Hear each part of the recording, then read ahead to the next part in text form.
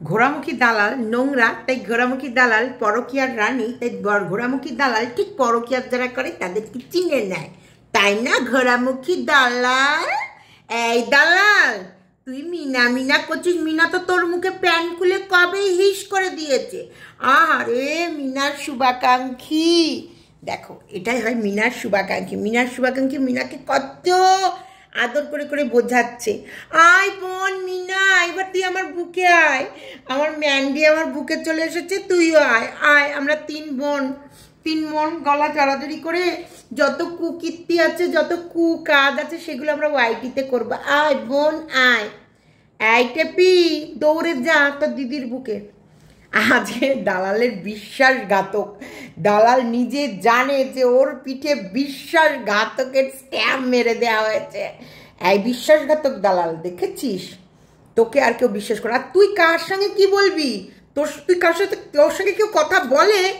মানে ও বলতে চাইলো আমার একটা কল রেকর্ড শুনিয়ে যেতে বলিস তো কাউকে, একটা আমার কল রেকর্ড শোনাতে, তোর নামে আমি এরকম নিন্দা করেছি। এই তুই কার, তোর সঙ্গে কেউ কথা বলে? তোকে বিশ্বাস করে কেউ কথা বলে না তোর সঙ্গে, তুই আবার কাকে তো ওর বিষয়ে কল রেকর্ড দিবি? হ্যাঁ, মানে তোর সঙ্গে কথা বললে তবে তো গিয়ে কল রেকর্ড পাবে। দেখো একটা কথা বলি, প্রথমত নোংরা লোককে সাপোর্ট করে। নোংরা যারা, এই যে দালাল বলছে না, একজন দিদিভাইয়ের লাইভে উঠে কাকের মতন ঘোরামুখী করে ভিডিও মানে বলছিল, তাই ওর সহ্য হয়নি, তাই নোংরারা নোংরাকে চেনে। আর ঘোরামুখী ঠিক দেখো বাপ ভাতারির যেমন পরকিয়া করে, ও ঠিক পরকিয়া যারা করে তাদেরকে চেনে, তাই না বল? যারাই পরকিয়া করে তাদেরকেই তুই চিনিস। তুই হলি সব থেকে বড় ব্ল্যাকমেলার এই ওয়াইটিতে। তোর জন্যে থানা কোর্ট পুলিশ কি করেনি মন্দিরা। আজকে মন্দিরা তখনও নাবালিকা ছিলি, ও যখন কল রেকর্ডগুলো দিয়ে ফেলেছিল না, তখন ও নাবালিকা ছিল, এখন সাবালিকা হয়ে গেছে। এই তোমরা না বোঝার ভুল করো না, তখন ছেলে মানুষ ছিল তো, তাই ছেলে মানুষে জেদের বসে রোষের বসে করে ফেলেছিল। ও একবার এরকম বিশ্বাসঘাতক আমার সাথেও করেছিল, আমাকে ফোন করে বলেছে, এই তোমার বাড়িতে যে লিগাল নোটিশটা এসেছে সেটা না কাউকে জানিও না, যদি জানাও তাহলে ওরা জিতে যাবে, ওদের ভিউজ বেড়ে যাবে, মানে ওদের ভিউজ বেড়ে যাবে, আমার ভিউজ বেড়ে যাবে। এটাও গাত্রদাহ হচ্ছিল, নিতে পারছিল না, তাই আমাকে বলেছিল তুমি যেন খবরদার এটা যেন বাইরে এনো না। আমাকে, তারপরে ওর একটা ভাই আছে, সেই ভাইকে, সবাই মিলে তিনজন মিলে প্ল্যান হয়েছিল, মানে ওরা দুজনে আমায় বলেছিল, নাহলে আমার খুবই ইচ্ছা ছিল সেটা তখনই সবাইকে জানানো, তখনই সবাইকে বলা যে আমার বাড়িতে লিগ্যাল নোটিশ এসেছে। অবশ্যই এটা একটা কন্টেন্টও ছিল বটে, কিন্তু ওরা জিতে যাবে, ওদের ভিউজ, তখন তো উজ্জ্বল কণিকাদের ভিউজটা বেশ ডাউন হয়ে গেছিলো। আমার তো সিমিলার যেমন চলে সেরকম, আমার খুব আহামরি ভিউজ, যে খুব আহামরি ভিউজ তা না, আবার খুব যে একেবারে আমাকে চেনেও না লোকে তা নয়। এই আমি ভিডিও করবো, এই 14 বার, এই দেখো কই দেখলে দরজা ঢকম করে পাল বিস্কুট।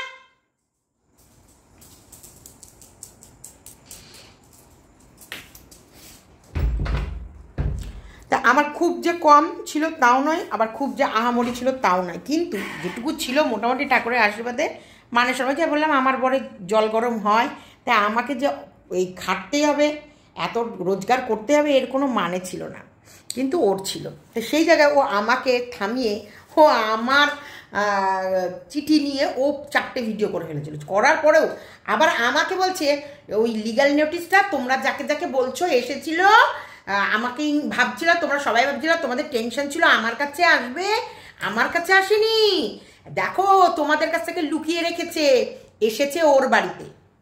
হ্যাঁ, ওদের লিগ্যাল নোটিশ ওরা পাঠিয়েছে এবং একজনের লিগ্যাল স্টেপ খেয়েছে, মানে তখন আমাকে সে ভরাডুবি করে দিয়েছিল, ভরাডুবি। শোন টেপি শোন, তোকে বলছি, ও এখন লাত্তি, ওর মুখে জোড়া পায়ে লাত্তি মেরে মেরে মেরে ওর মুখ থ্যাতা ব্যথা করে দেওয়া হয়েছে।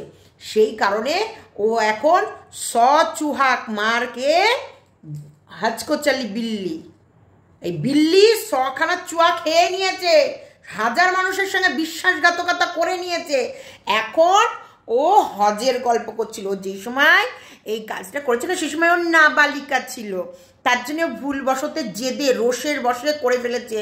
যেমন মন্দিরা তার বয়ফ্রেন্ডের সঙ্গে যখন চুমাচাটি বা ভালোবাসার সময় কাটাচ্ছিল, শুধু একটু স্ক্রিনশট নিয়ে ফেলেছে, আর যত ও কথাগুলো বলেছে সেইগুলোকে কলগুলোকে রেকর্ড করে ফেলেছে। এগুলো তো ও নাবালিকা ছিল তো তাই করে ফেলেছে, এখন সাবালিকা হয়েছে তো তাই এখন ও চট করে কোনো ভুল আর করছে না, বুঝেছ? এই যে এইগুলো হচ্ছে এক একটা ক্রিমিনাল, এগুলো এক একটা হচ্ছে ক্রিমিনাল মাইন্ডের। এরা এর মতন এই যে ঘোড়ামুখী দালাল, এই বিষধর শুটকি মাছ, এই বাপ ভাতারির মতন ওয়াইটিতে নোংরা আর একটাও নেই। এ নিজেকে আজকে দেখ কোন জায়গায় এসে দাঁড়িয়ে আছিস, দেখ তোর অবস্থা। আজকে তোকে কেউ বিশ্বাস করে না, কেউ না। দেখ ওই লাইফটার মধ্যে সবাই উটপাটাং থাকে, ওই লাইফটার মধ্যে তোর প্রয়োজন পড়ে না, তুই তো কাউকে উত্তর দিস না, তোর কাউকে প্রয়োজন পড়ে না, কিন্তু তবু ওই লাইফটা দেখতে হচ্ছে মিনার কারণে। দেখ মিনা প্যান খুলে তোর মুখে মুতেও দিয়েছে, মিনা তোকে ট্রাস্ট করে না, তুই যে মিনার মাথায় কাঁঠাল ভেঙে খাচ্ছিস সেটা মিনা বুঝে গেছে। এবং মিনা অ্যাকচুয়ালি মিনা যে বককে ট্রাস্ট করে তাও না, মিনা বককেও ট্রাস্ট করে না। মিনা হচ্ছে একটা স্বার্থপর মেয়ে ছেলে, ওর যখন যখন যাকে যাকে প্রয়োজন মনে করবে তখন তখন তার সাথে মিশবে, ওর তোকের সঙ্গে কোনো দিন মিশবে না, তুই হাজার মাথা ঠুকলেও তোর সঙ্গে মিশবে না, কারণ ওর প্রেমিককে তুই বলেছিস গাটার গাটার গাটার।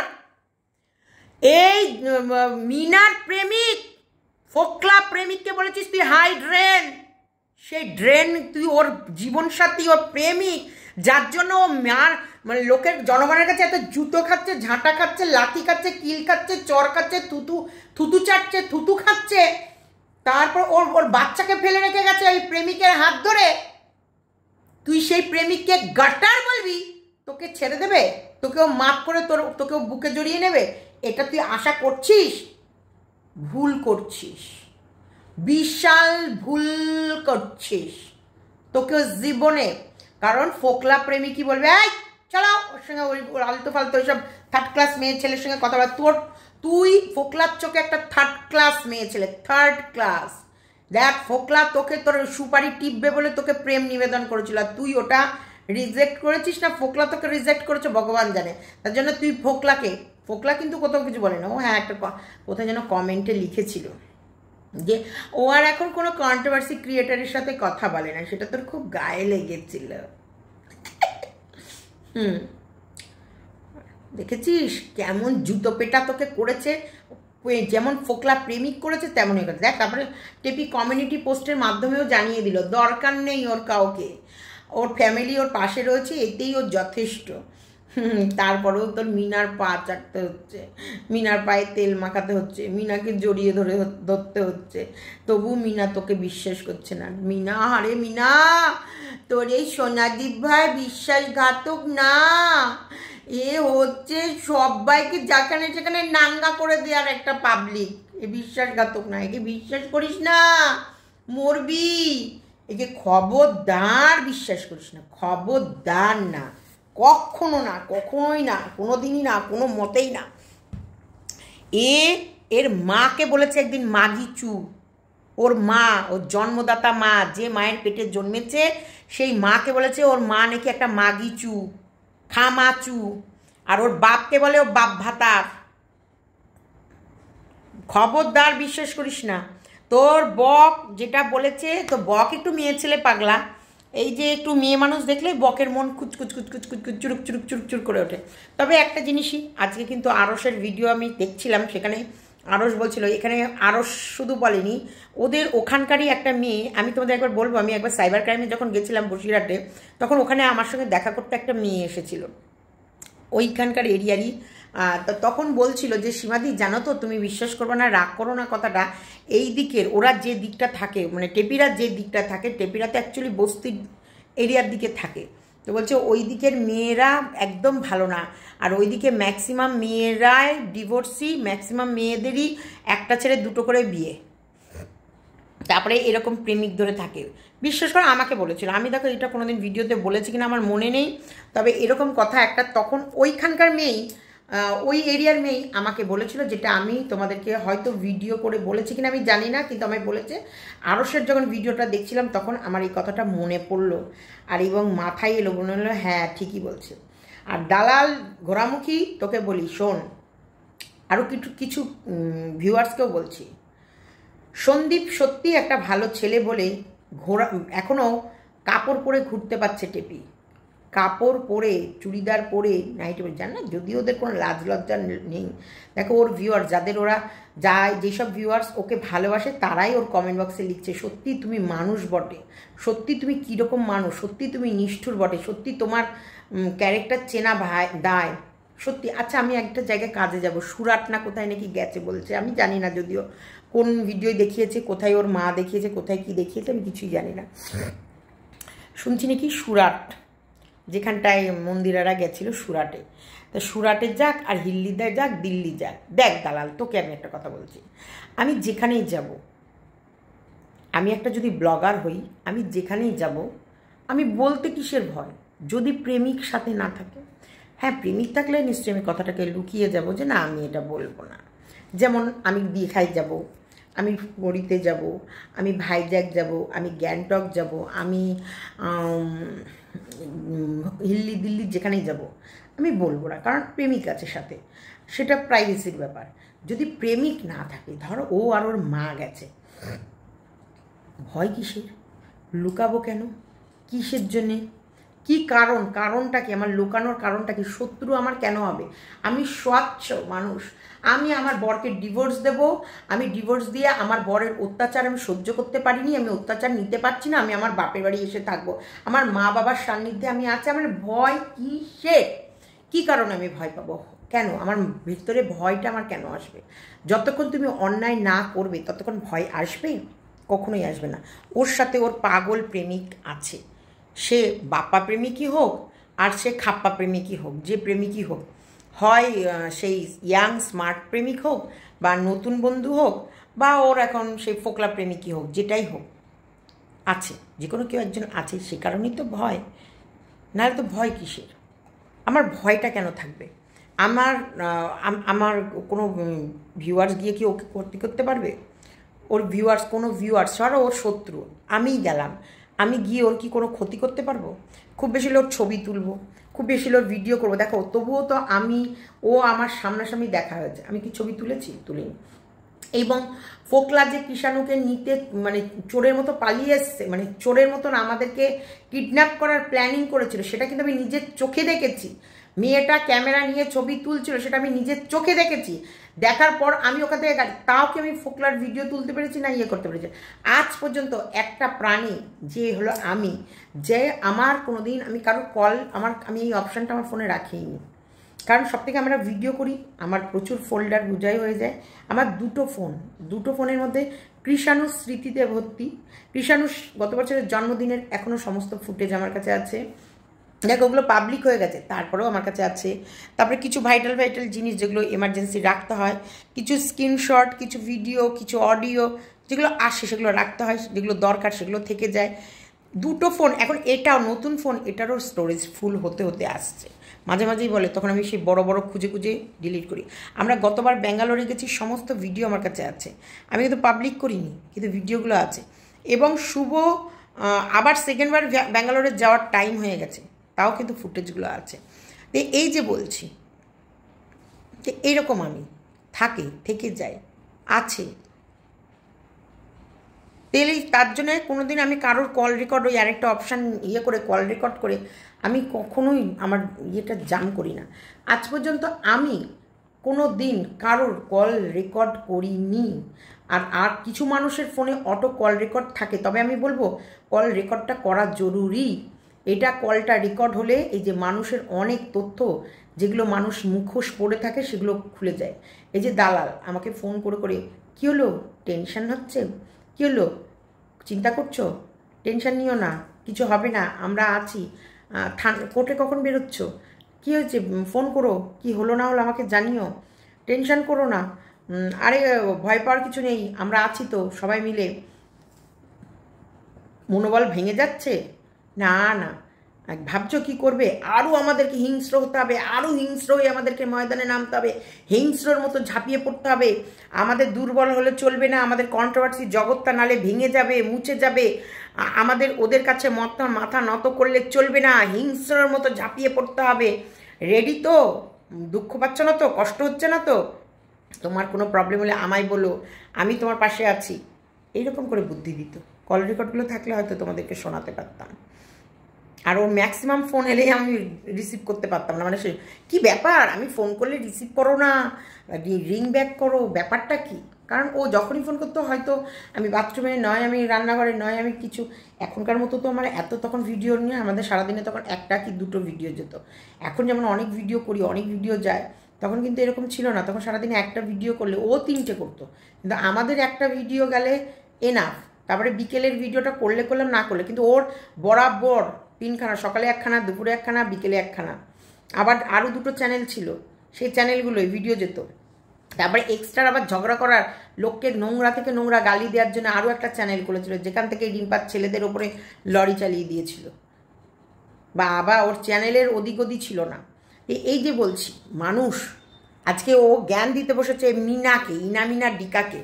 ও পুরনো ইতিহাসের পাতা যদি ওর খুলে দেয়া হয়, হ্যাঁ, মন্দিরাকে কি হাড়ে ছিঁড়ে খেয়েছে, মন্দিরার মাকে, সোমনাথকে, ওই ছোট্ট বাচ্চাটা একটা লিপস্টিক পরানি, সেটাকেও কাকে ছেড়েছে।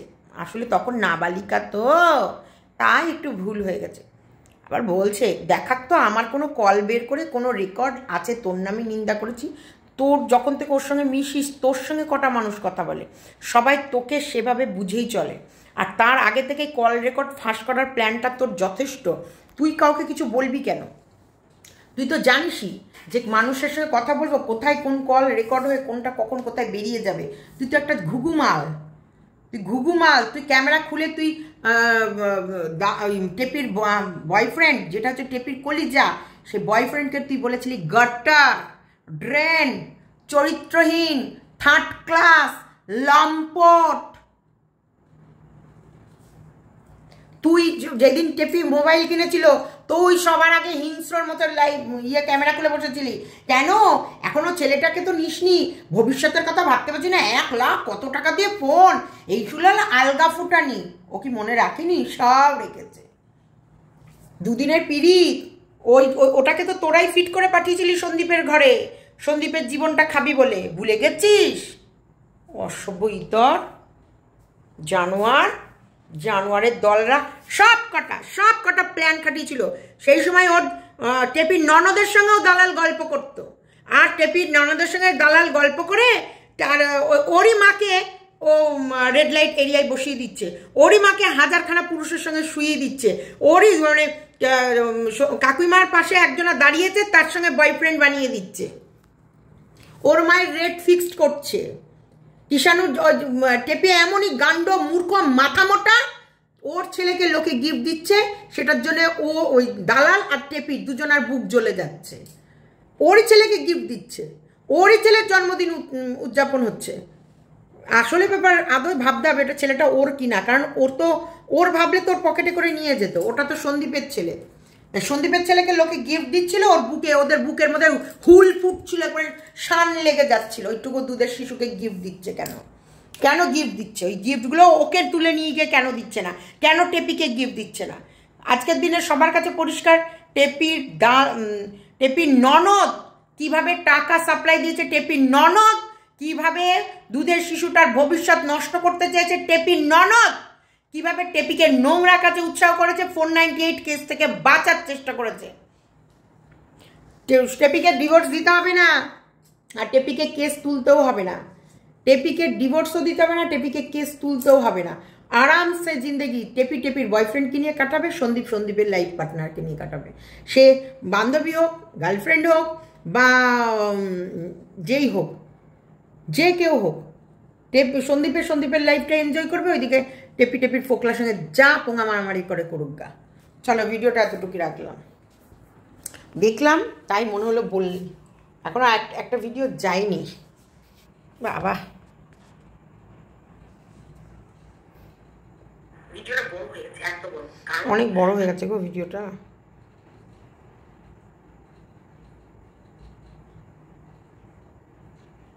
অনেক বড় হয়ে গেছে।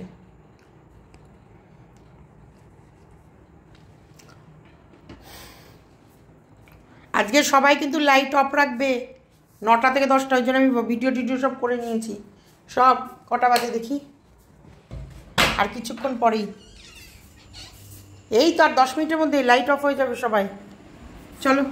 এই তাড়াতাড়ি নাম, 9টা থেকে 10টা 1 ঘন্টা লাইট অফ থাকবে। তুমি কোথায় কোন দেশে বসবাস করো? তাড়াতাড়ি চালা, যা পরে ঘুরছিস। চলো ভিডিওটা এতটুকু রাখলাম, ভালো লাগলে like comment share. Mampi video দিয়েছে, মাম্পির ভিডিওটাও তোমরা দেখো। আর একটা কথা তোমাদেরকে বলি সবসময়, টেপিকে বলি, শোন টেপি, তোর দুর্গতির শেষ নেই, তোর দুর্গতির শেষ নেই।